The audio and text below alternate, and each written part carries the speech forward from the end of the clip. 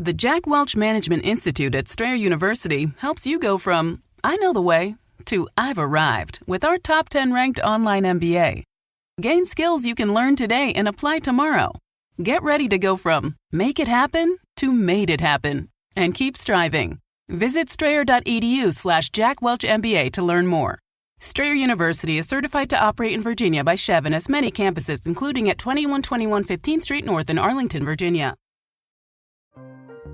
This episode is brought to you by Atlassian. Atlassian makes the team collaboration software that powers enterprise businesses around the world, including over 80% of the Fortune 500. With Atlassian's AI-powered software like Jira, Confluence, and Loom, you'll have more time to do the work that matters. In fact, Atlassian customers experience a 25% reduction in project duration per year. Unleash the potential of your team at Atlassian.com. Atlassian.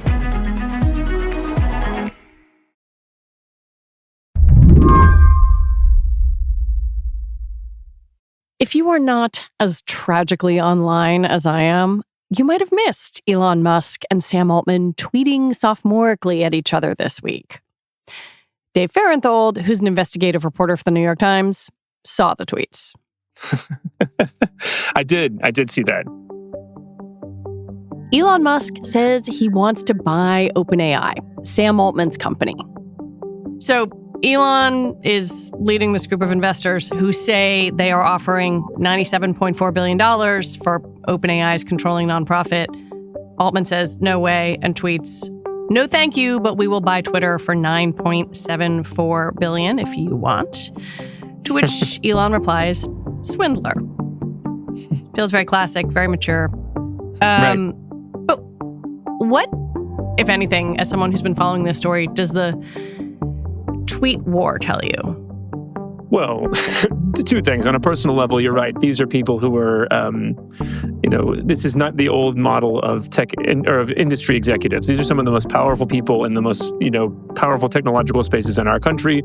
And they are just tweeting insults at each other like, 12-year-olds. Sam Altman, just to remind you, is the CEO of OpenAI and really the public face of AI in this country since his company released ChatGPT. And Elon is, well, you know who Elon is. These guys go way back, and they do not like each other. I mean, Altman, a 39-year-old billionaire, went on TV this week and said Elon Musk operated from a place of insecurity. Position of insecurity, I feel for the guy. You feel for him? I do, actually. I don't think he's like a happy person. I do feel for him. It does show you that something that had been kind of a Silicon Valley rivalry for a long time between these two men has now become something that's really important for the future of AI and the way that AI is run in the US. So yeah, this is sort of a petty back and forth between these two people acting like children, but what they're talking about is something that could really matter to all of us, everybody who's affected by the way that AI works. It's also a power play. Elon Musk is using the levers of business in much the same way he acts online and in his new role in the White House. It's not even clear he really wants to buy the company. I didn't think of it as a real offer, but knowing the sticking points that the OpenAI was going to face, this was sort of the perfect thing you could do to make that process much, much harder. Today on the show, Elon Musk's bid for OpenAI is another flex of his newfound power under Trump. Will it work? I'm Lizzie O'Leary, and you're listening to What Next TBD, a show about technology, power, and how the future will be determined. Stick around.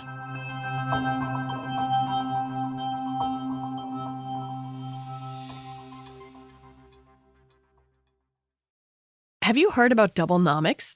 It's okay if you haven't. It's extremely niche and practiced by Discover. Here's an example of doublenomics. Discover automatically doubles the cash back earned on your credit card at the end of your first year with Cashback Match. That means with Discover, you could turn $150 cash back to $300. It pays to Discover. See terms at discover.com/creditcard. Huddle up. It's me, Angel Reese. You can't beat the post-game burger and fries, right? Know what else you can't beat? The Angel Reese Special. Let's break it down. My favorite barbecue sauce, American cheese, crispy bacon, pickles, onions, and a sesame seed bun, of course. And don't forget the fries and a drink. It's gonna be a high C for me. Sound good? All you have to do to get it is beat me in a one-on-one. I'm just playing. Get the Angel Reese special at McDonald's now. Ba-da-ba-ba-ba. At participating restaurants for a limited time. So let's kind of set the table a bit and do a little history before we get deep into some of the complicated stuff in the background here. Sam Altman and Elon Musk go way back. Could you tell me how that story starts? Both were involved at the start of OpenAI. And OpenAI, I think most people only know about it because of ChatGPT, what it's become in the last few years. But it began as something much more innocent and sort of aspirational, which was they started a nonprofit, a charity that said, our goal is to build artificial intelligence for the benefit of humanity. We think there are lots of people out there who only care about making money from artificial intelligence, and that leads us down to the path of Skynet and Terminators, and we don't want to do that. We want to build AI that only thinks about the benefit of humanity and doesn't think about profit. So they were partners in that initially when OpenAI began. Then things take a turn, and the structure of OpenAI begins to change. What happens next? Well, what Sam Altman realizes is that artificial intelligence is really expensive. You're basically spending millions and billions to buy computer servers, to spend time training your giant computer server complex on all the data on the internet. You can't do it for cheap, and you can't do it on donations, which is what they've been doing before. And so he had a choice. Basically, he could keep a nonprofit that would follow its ideals but not be very effective at making artificial intelligence, or he could build a company that could take in investors and huge amounts of extra money and maybe have a chance at building something that was really a world-leading AI software. So you're choosing between the aspirations of goodness and the aspirations of success. And he chose success. So what he did basically was create another OpenAI, a for-profit company, not a nonprofit, that could take in investors and could promise those investors, a return on their investment. And so he starts raising huge amounts of money, which he needs to start building something like ChatGPT. And the fig leaf of all of this, the way that they were able to square what they had said they were going to be with what they really were, was that, oh yes, there still is a nonprofit called OpenAI.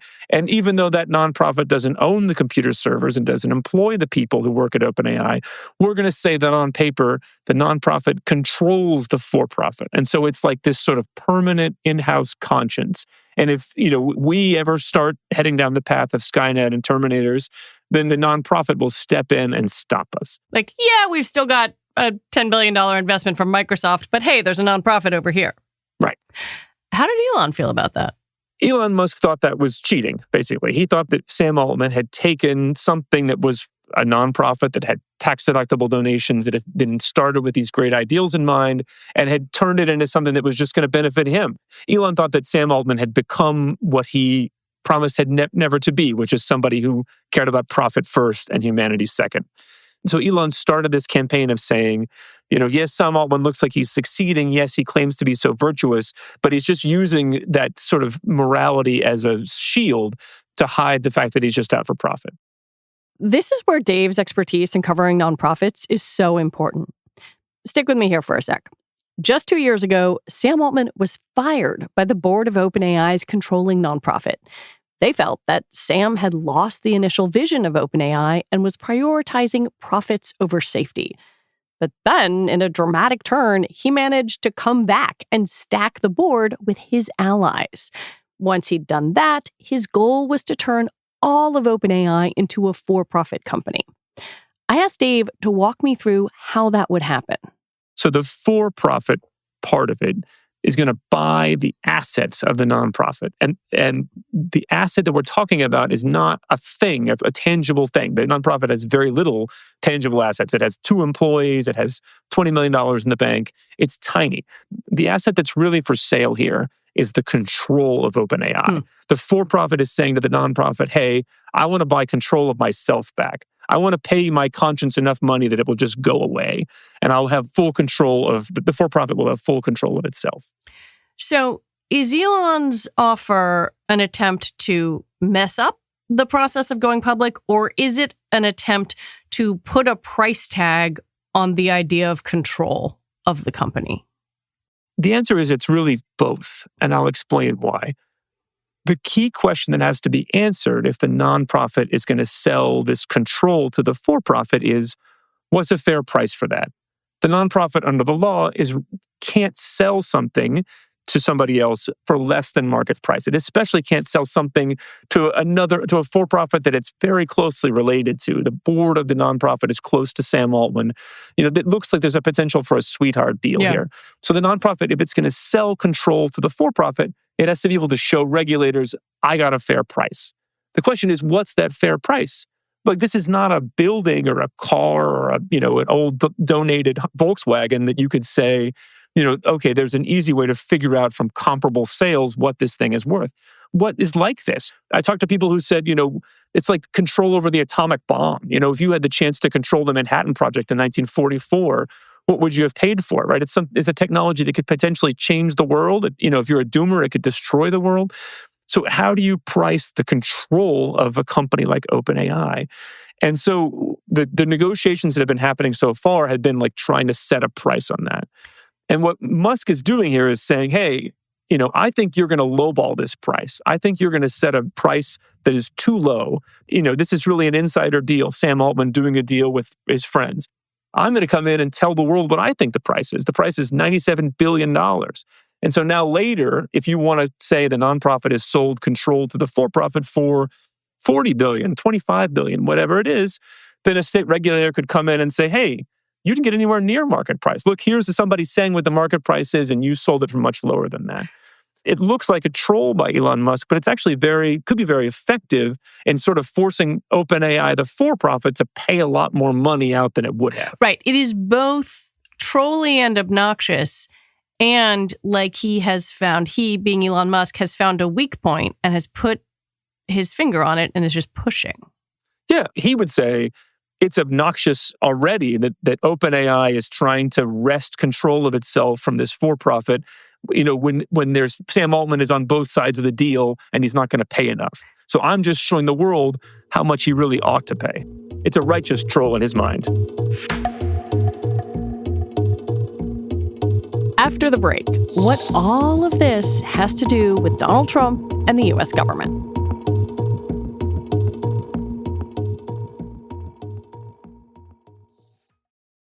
Hey, I'm Ryan Reynolds. At Mint Mobile, we like to do the opposite of what Big Wireless does. They charge you a lot, we charge you a little. So naturally, when they announced they'd be raising their prices due to inflation, we decided to deflate our prices due to not hating you. That's right. We're cutting the price of Mint Unlimited from $30 a month to just $15 a month. Give it a try at mintmobile.com/switch. $45 upfront payment equivalent to $15 per month. New customers on first 3-month plan only. Taxes and fees extra. Speed slower above 40 gigabytes. See details. I think I just won my taxes. Yeah? I just switched to H&R Block in about 1 minute. All I had to do was drag and drop last year's return into H&R Block, and bam, my information is automatically there. So I don't have to go digging around for all my old papers to switch? Nope. Sounds like we just leveled up our tax game. Switching to H&R Block is easy. Just drag and drop your last return. It's better with Block. Build a routine with Ollie that supports your wellness needs, like getting your daily vitamins and minerals with Ollie's multi-gummies, or keeping your mood upbeat with all the vitamin D in Hello Happy. Give your gut health some support with probiotics, and wake up feeling refreshed after taking Ollie Sleep. Do wellness on your terms. Find Ollie at a Walmart or Target near you or at ollie.com. These statements have not been evaluated by the Food and Drug Administration. This product is not intended to diagnose, treat, cure, or prevent any disease. Guess what? Sam Altman is not the only person in this drama who does not like Elon Musk. The chairman of the board of OpenAI is a guy named Bret Taylor. And coincidentally, he was also the chairman of the board of Twitter when Elon bought it. Suffice to say, that was not a pleasant experience for Bret Taylor. It was whatever the corporate version of traumatizing is. I asked Dave if, given this history, the OpenAI board would really entertain Elon's offer. I don't think they're going to entertain it. And to tell you the truth, this is an interesting parallel to Twitter. I don't think they have to entertain it. And I'll tell you why. I mean, I don't think they have to entertain it, but I don't think they have to say yes. With a public company, they did actually have to entertain an offer because they had a fiduciary duty to their shareholders. Exactly. A public company, if someone offers you more than, what you think is a good deal for your shareholders, this is Twitter. A classic case was Twitter. You have to take it, even if you think it's going to be bad for the company, bad for your customers, whatever else. Shareholders come first. The nonprofit does not have shareholders. Instead, it has a mission. And so, think of this like if your nonprofit was in charge of protecting like a beautiful wetland and somebody came in and said, I'm going to pay you $100 billion and bulldoze your wetland. You couldn't take the money because you would have been sacrificing the mission you were created for. So they will probably argue, it would be against our mission, which is to build AI for the benefit of humanity, to let Elon Musk be in charge of this because we don't trust him. So there's not a forcing mechanism like fiduciary duty where they would have to take it or, they might have to really consider it. I think they will say no. But I don't think it was Musk's ambition really to take it over. I don't think he thinks this will really be accepted. He's just putting a marker out there that's going to screw up Sam Altman down the road when he tries to get his own transaction approved. On Wednesday, Elon Musk said in a court filing that he would pull his offer for OpenAI if it stayed a nonprofit. I think someone could listen to this and perhaps fairly say, I don't care what these two rich guys do. Like, they're both being ridiculous. Why should they care? The reason you should care is that these are two immensely powerful people, Sam Altman and Elon Musk, who have a huge influence on a part of our lives that I think is going to become even more important. AI is such an important or potentially important factor in the rest of our lives, and it's controlled by such a small number of people right now, including these two. And what they're doing is basically fighting over who they think is best qualified to shepherd us into that future without killing us all or without, changing society in this really dramatic way. It's not that encouraging that both of them, both of them who have cast themselves as like the potential steward of humanity into the AI future, that both of them are acting like children who are not used to getting their, to being told no. But it is important for us to understand who these people are and what they're fighting over, which is potentially a really influential technology. So now I think we have to talk about politics and policy, because obviously Elon Musk is close to President Trump. He has Doge. He's literally holding press conferences from the Oval Office. Sam Altman has also donated to the president. He is a part of Stargate, this AI partnership thing that the president announced. Is there a way to parse out how much of this is about rivalry vis-a-vis President Trump and how much of this is about I will be the person who shapes AI policy going forward? I mean, I think those goals are related. Both of them see themselves as the right person to steer AI in the future, and both of them see President Trump as sort of a mechanism to achieve that success. So Elon Musk obviously put a huge amount of money into, helping elect President Trump. Yeah, almost $300 million. And there's never physically left his side effectively since he took office. And I think he believed that would give him primacy in this long rivalry with Sam Altman, who had always been a Democratic donor. But Altman seems to have taken advantage of Trump's transactional nature by, giving to his inaugural fund, showing up at this event, the White House, giving Trump the credit for this big investment he did, the Stargate investment. So Trump has not shown loyalty to Elon Musk, perhaps not surprisingly, in the way that Musk might have wanted, and saying, Elon Musk is the right guy for the future of AI. Sam Altman should be, kept out. They are also fighting over the future of AI regulation, which has been in the news a lot this week with this conference in Paris. Both of them want to shape the future of regulation in a way that helps them and hurts the other guy. And for them both, Trump is a means to an end for that. Isn't Elon a little busy right now? That's a thought I've had so many different times. I mean, if you recall, there was a great story, I forget who wrote it, about how Elon is also setting records for video games. He's winning video games at the same time. Elon Musk is spreading himself very widely. I don't want to say thin, but he's spreading himself very widely. And yet he's at the same time, he's basically running the government or changing the future of the government. He's also trying to engineer this deal, if you believe it on its face, to take over one of the most important companies in the US. So yes, he is everywhere all the time, or at least he's trying to be. One could zoom out a little bit here, and I don't want to get too galaxy brain, but you could look at what is happening with Doge and connect the speeches that have gone on in the General Services Administration saying this is going to be an AI-first agency. and say, well, wait a minute. Is this all a part of a plan to winnow down the manpower in the civil service and replace it with AI? And if you are winning the fight over who's going to control the big AI company in the country, does that slide you into place to be in charge? It's a great question. And that is something that Musk has talked a lot about, using AI to make government decisions or replace government workers. So far that I know of, he hasn't said it should be my AI company, but you're right that he's certainly in a prime position. Trump is letting him do effectively whatever he wants with the federal bureaucracy. Yes, that is something that I worry about, that we're seeing those two streams of Elon Musk's work will converge, and it'll be his AI company that has the power going forward. Not just him who's replacing and reshaping government now, but it's him who will have this permanent role, because when you write to the IRS helpline, you'll get a response from his AI company. Or when you apply for a defense grant, defense contract, your contract will be analyzed by his AI company. When you talk to people about this deal, do they think that's a possibility? That is a possibility. We haven't seen any guarantee that is happening now, but if that's the way that Elon Musk is conceptualizing filling the hole that he's going to create in terms of government capacity and knowledge, is to use AI. We have not seen so far from him any sense that because he has this power in government, he shouldn't also be a vendor to government. In fact, we've seen quite the opposite. Yeah. A lot of what he's done is to try to, a lot of his concept of what DOJ should do is let's clear out the regulations that hurt my specific businesses. So no, I don't think we've seen any sign from him that there should be a wall between his business persona and his role in government. In fact, he seems to see them united. What's the next step in this story that you're going to watch? Well, so the immediate first step is going to be, I think, that the OpenAI board will reject this offer. Is it actually an offer, or is it just talk of an offer? I think it is really an offer.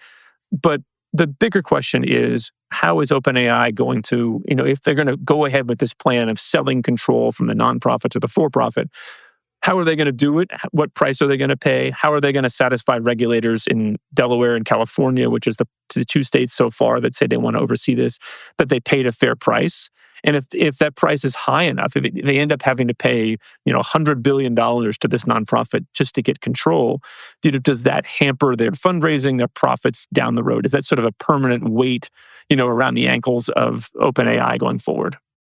As someone who watched every twist and turn of the Twitter acquisition and many rounds of court battles that ensued, this feels like it could be long and bumpy.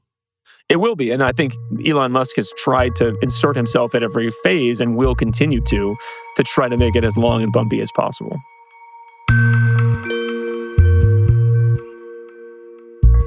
David Fahrenthold, thank you so much for talking with me. Thank you. David Fahrenthold is a reporter for the New York Times. And that is it for our show today. What Next TBD is produced by Patrick Ford, and our show is edited by Evan Campbell. TBD is part of the larger What Next family.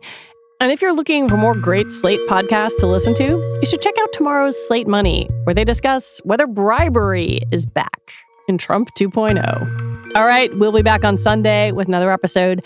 I sit down with MSNBC host and author Chris Hayes to talk about his new book. I'm Lizzie O'Leary. Thanks for listening.